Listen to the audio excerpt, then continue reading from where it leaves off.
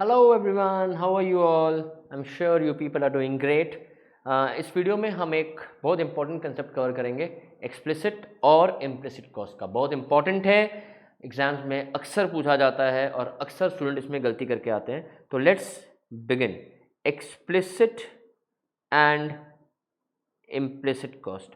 तो भाई explicit cost क्या है? एक प्रोडक्ट को आप जब प्रोड्यूस करते हो, जो भी खर्च whatever expenditure you incur to produce the product is called explicit cost. जो भी आप पैसा पे करते हो, जैसे रेंट पे किया, सैलरी पे की, है ना, बैंक का इंटरेस्ट पे किया, रॉ मटेरियल चार्जेस पे किया, advertisement expenses, transportation expenses. So whatever expenses you are incurring to produce a product forms your explicit cost. Explicit cost को हम मनी कॉस्ट भी कहते हैं, अकाउंटिंग कॉस्ट भी कहते हैं, because these are the cost which are entered in the books of accounts. तो हम जो खर्च कर रहे हैं, जो हमारे पॉकेट से पैसा निकल के जा रहा है, that is my explicit cost. I hope everybody is clear with this, right. तो जैसे rent of a building, interest on loan taken from the bank, raw material charges, carriage inward, carriage outward, जो भी पैसा हम खर्च करते हैं वो एक्सप्लिसिट कॉस्ट पे आता है। तो भाई इम्प्लिसिट कॉस्ट क्या है? Implicit costs are the cost of the factors owned by an entrepreneur। मतलब समझो, रेंट, जैसे cost rent of entrepreneurs own land. अब सपोज करो कि अगर हम एक बिजनेस कर रहे हैं और लैंड हमारा नहीं है और उस लैंड का रेंट है 60,000 रुपीज़ अ मंथ, तो भाई हम 60,000 रुपये पर महीना देंगे सैलरी रेंट उसका। तो अगर दे रहे हैं तो डेफिनेटली एक्सप्लिसिट कॉस्ट में आ गया। लेकिन अगर ये लैंड हमारा है तब तो हम किसी को रेंट नहीं दे रहे हैं। तो क्या जब हमारा लैंड पे हम अपने लैंड पे बिजनेस करेंगे तो क्या उस लैंड का रेंट हमारे एक कॉस्ट ऑफ प्रोडक्शन में ऐड नहीं होगा? होगा। देखो, एक्सप्लिसिट कॉस्ट में जो भी कॉस्ट होगा वो तो अपने कॉस्ट ऑफ प्रोडक्शन में ऐड करते चले जाएंगे। लेकिन अगर सपोज करो कि एक लैंड है हमारे पास जिसका rent 1 lakh rupees per month है, मार्केट रेंट, और लेकिन ये अपना लैंड है तो हम अपने लैंड में इसको बिजनेस में यूज़ कर रहे हैं, तो रेंट नहीं दे रहे हैं किसी को, तो जनरली लोग क्या करते हैं कि इसको अपने कॉस्ट ऑफ प्रोडक्शन में ऐड नहीं करते हैं। बट ये बहुत बड़ी गलती, इसको ऐड करना है। क्यों ऐड करना है? दो रीज़न। पहला रीज़न कि अगर ये लैंड जिसकी वैल्यू, जिसका market rent 1 lakh rupees per month है, ठीक है, अगर ये हम किसी और, हमने किसी और को दिया होता, अपने बिजनेस नहीं करता, अपने बिजनेस पे इसको नहीं यूज़ किया होता, अगर हम किसी और को देते तो हमें 1 लाख रुपीज़ पर मंथ तो डेफिनेटली मिलता, राइट। अभी मिल रहा है क्या? नहीं। क्यों नहीं मिल रहा है? हम अपने बिजनेस में यूज़ कर रहे हैं इसीलिए। तो भाई हम लॉस क्यों करें अपना? तो हम क्या करते हैं, उस 1 लाख रुपीज़ को कॉस्ट ऑफ प्रोडक्शन में ऐड कर देते हैं, क्योंकि वो 1 लाख रुपीज़ अगर हम कॉस्ट ऑफ प्रोडक्शन में ऐड नहीं करते हैं तब तो हमें लॉस है ना, ठीक है। तो ये जो है, जितना भी cost of the factors owned by an entrepreneurs, rent of entrepreneurs own land, entrepreneurs own salary. If you go and check out in Google, Mukesh Ambani, Mr. Ratan Tata, Mr. Kumar Mangalam Birla, or whichever business tycoon you find out, ये वो अपने business से वो पैसा withdraw करते हैं। Mister Mukesh Ambani Reliance industry से अपनी एक सैलरी विड्रॉ करते हैं हर महीने। क्यों करते हैं वो? बिकॉज अगर वो, उनका कहना है, इकोनॉमिक्स का कहना है कि अगर वही मेहनत वो किसी और फर्म पे करते उनको सैलरी मिलती।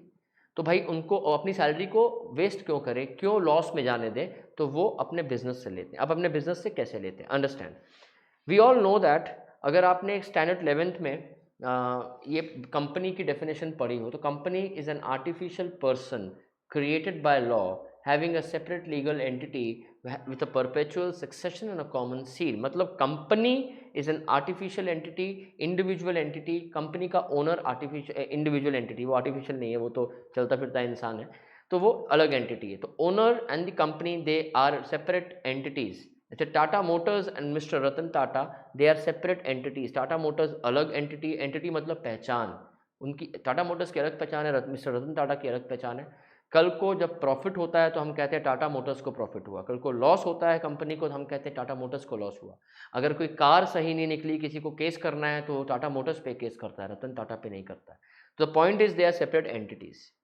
तो जब भाई हम अपना लैंड अपने बिजनेस में यूज़ कर रहे हैं तो हम क्या करते हैं, अपने बिजनेस से जो अलग एंटिटी है, जिसकी अलग पहचान है, उससे हम वो पैसा लेकर के अपने अकाउंट में डालते हैं ताकि हमें वो लॉस ना हो।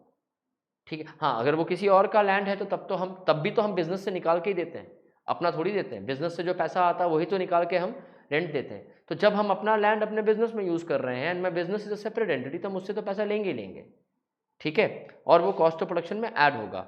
तो I hope implicit and explicit is clear. तो explicit is what we are paying and implicit are the cost of the factors owned by an entrepreneur.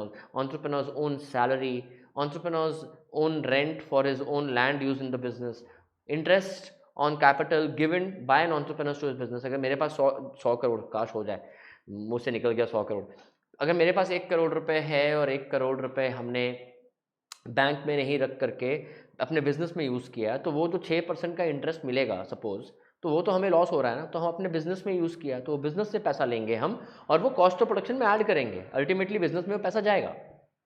Getting my point? तो this is what implicit cost is. तो जब हम explicit और implicit cost को add करते हैं, we get our cost of production, कि भाई सपोज एक्सप्लिसिट कॉस्ट 100 रुपये, इम्प्लिसिट कॉस्ट 20 रुपये, तो 120 is my cost of production. तो क्या हम 120 रुपये में बेचेंगे प्रोडक्ट को? नहीं, इसमें हम एक नॉर्मल प्रॉफिट ऐड करेंगे। Normal profit is again a technical jargon, technical term use जो आगे के चैप्टर्स में आप पढ़ोगे। तो जब हम नॉर्मल प्रॉफिट ऐड करते हैं तो what do we get? We get our economic cost. So explicit plus implicit plus normal profit is my economic cost. I hope this is clear to everybody. So economic cost जो है is the cost actually at which the product is sold in the market. Normal profit क्यों add करना है भाई? इसके बिना तो business हो ही नहीं सकता। हम सब इतना रिस्क लेते हैं सिर्फ एक प्रॉफिट कमाने के लिए। In the absence of normal profit nobody is going to take the risk. So I hope explicit and implicit cost is clear to everybody. एक छोटा सा केस जिससे आपको और ये कंसेप्ट क्लियर हो जाएगा, but before that I hope you are liking the video, and if you are liking the video, subscribe to our YouTube channel, subscribe to our Telegram channel and like our Instagram page. तीनों के link हमने नीचे में description में डाल दिए हैं। And if you want to buy the videos, if you are liking the videos, if you want to buy the detailed video of every chapter, every page, every word covered in detail, you can call on the numbers scrolling below।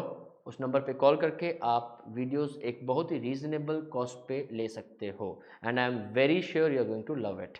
Okay, अब एक जैसे example दिया कि let's say mister X started a business जिसमें उन्होंने 4 करोड़ रुपए invest किए या 2 करोड़ रुपए इन्वेस्ट किए, ठीक है, और उनका अपना लैंड है, मैं शॉर्ट फॉर्म लिख रहा हूँ, उनका अपने लैंड पे उन्होंने बिजनेस किया जिसका rent let's say 60,000 a month, ठीक है।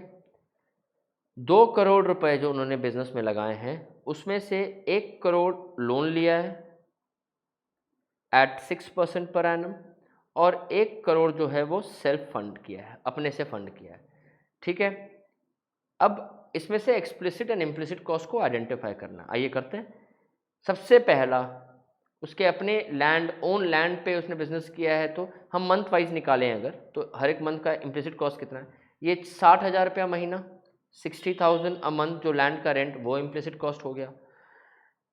1 करोड़ रुपए 6% पे लोन लिया, 1 करोड़ अपना लगाया, जो लोन लिया लोन का इंटरेस्ट जाएगा, वो तो एक्सप्लिसिट कॉस्ट है।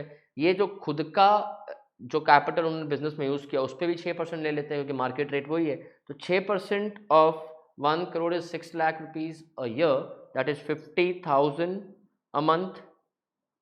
और मिस्टर एक्स खुद भी काम कर रहे होंगे, लेट्स से उन्होंने अपनी सैलरी 30,000 रखी है महीने की, तो 30,000 रुपये उनका अपना सैलरी हो गया, तो ये तीनों इम्प्लिसिट कॉस्ट हो गया।